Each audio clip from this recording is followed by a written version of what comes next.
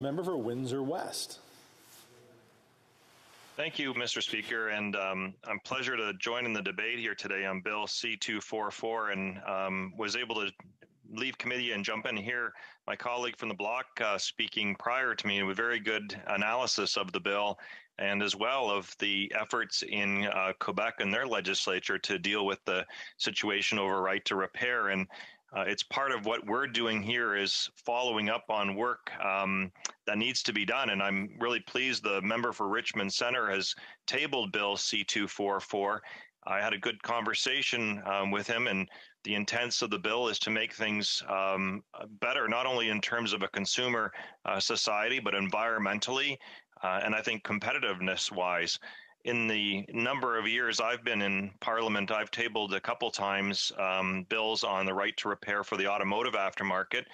About 10 years ago, my bill actually passed through the House of Commons, went to committee, and then at the end of the day, a voluntary agreement was reached, which is still in place to today, that was done by then Minister Tony Clement. That is decent. It has some issues, and I've subsequently retabled another bill on the automotive sector because since that time, the automation, electronics, information have changed quite significantly. And we don't have all those participating in this voluntary agreement. A good example is Tesla is not actually providing the information. And so this bill here would amend the Copyright Act to allow for consumers to be able to adjust and to fix and to deal with an electronic device that is in a state of disrepair, or in some instances, we have young people that like to do that for their own innovation and for their own usages. It does not allow for the commercialization of hence devices, but it is very serious, and I'll outline a little bit on the automotive sector. But one thing that is different about this bill is this would give the provinces jurisdiction to bring in their own legislation. And there is some benefit to that. There's some detraction from that, but it is another process. And I full-heartedly support this bill going to committee, and so do New Democrats who have long had a history with the right to repair on many fronts. And the focus that I had on automotive was because others are also looking at this type of legislation that would be done through the provinces. And so the reason I focused on automotive was because the federal legislation under Transport Canada does require a pan-Canada strategy for that. And so when we look at this issue, it's, where I'm speaking from right now is in Windsor, Ontario, and the situation had become so absurd that my vehicle that I would have could not be fixed in the aftermarket because information would not be provided, say, for example, simple software update or tools or equipment, whereas I could drive it over to Detroit, Michigan, 2 miles or 3 kilometers from here and get the same vehicle that was even built in Canada actually fixed in the aftermarket. And in the United States, they had used the Environmental Protection Act and other types of legislation to provide a fair system. And so what we're asking for is for fair compensation and an accountable process to share that information. So technicians can get the proper training. You'll have the proper equipment to fix vehicles. And on top of that, we have hundreds of thousands of people employed in this sector, and it would be impossible for just service in the general market, being the dealerships, to actually service all these vehicles. And then you also have the issues of the consequences of not fixing these devices. And I'll focus a little bit in the moment for cars, and I'll switch to other devices in a second.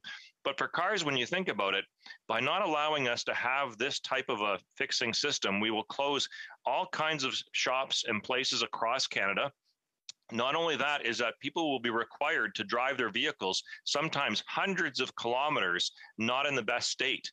They will have higher emissions. They will have greater safety issues. And then there will be a number of different shenanigans that take place. And one is where, quite frankly, we ran into situations where a simple updating of a computer flash would stop a car from being fixed in an aftermarket garage, whether it be, Canadian Tire or somewhere else, and it would have to be towed to another location to get this simple adjustment to make it actually a working vehicle. We also have municipalities and provincial service vehicles that are affected by this. And especially when they actually have their vehicles that are very much a specialty vehicle, having being amended for public service, actually have to require some different types of servicing that's in your complementary type of places, whether it be your different types of market OEMs or others. So this is really important that we have this taken care of. Now, I have, to be quite frank, Mr. Speaker, been outreach since I've tabled my bill by some of the automotive sector again, and they're looking back at that. There's the aftermarket organizations are looking at it. So hopefully the volunteer agreement that we have is going to get a good, thorough review for the automotive sector, so that we don't have a further conflict, and there can be some working of the operations to be better. But be quite frankly, if we have, car companies like Tesla that are opting out of this and with no consequences, I don't know how we go about a voluntary agreement, because that's not fair for anyone,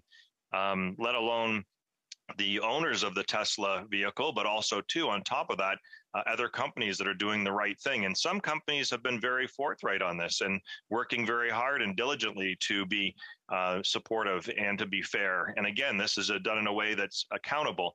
Others have not been so much. So that's the challenge that we face with the voluntary agreement. Now, to move specifically to the members' bill, it's much more broad with regards to the consequences that it can have. And I don't mean consequences as a negative thing. I mean it as actually a significant thing, from everything from electronic waste that could be reduced. There's clearly a lack of regulation in Canada when it comes to some of our electronics in general. And most recently, there has been some movement among some electronic providers to allow for their devices to have third-party fixing of them. I mean, how many times did you see, kids or other people or adults walking around with broken computer screens from their phone, and it seemed like a hopeless cause, or having to pay hundreds of dollars for a simple fix for something that should be done quite easily. And on top of that, sending it into a process that is so demanding, taking a long time, basically being predicated upon in terms of pricing for especially what is now, people view, your mobile personal device as an essential service. We use it for a number of different things, not only just in terms of a phone, but we use it for everything from work, play, staying connected to family, loved ones, and we pay a premium for it. There's no doubt about that, and especially in Canada, as we have some of the highest costs in the developed world with regards to these types of equipment. So there's no doubt that we need to do better on that. And, just the lack of standards for charging, for example, of these devices worldwide, and the amount of electronic waste we have is a simple one to show that there's a real problem. So the member has put forth a number of suggestions here. And so we're looking at the possibility of people being able to work through digital locks. These are simple things that can be done to allow people to have the convenience of fixing the devices or getting to experience them in a different way. But again, there is no commercialization rights to this, and there is no infringement that can take place on the Copyright Act. There is a number of different issues that will be very helpful when we get to committee to bring this forward. And I know I have about a 1 minute to conclude here, Mr. Speaker, and just want to say thank you for the member for bringing forward this bill. I appreciate my colleagues' interest in this subject matter for many years as we wrestle through it. And as I conclude, the United Kingdom, Europe, the United States, a number of countries are grappling with how to deal with this right now. And I think that it's very appropriate to bring this committee to substance. And thank you very much, Mr. Speaker.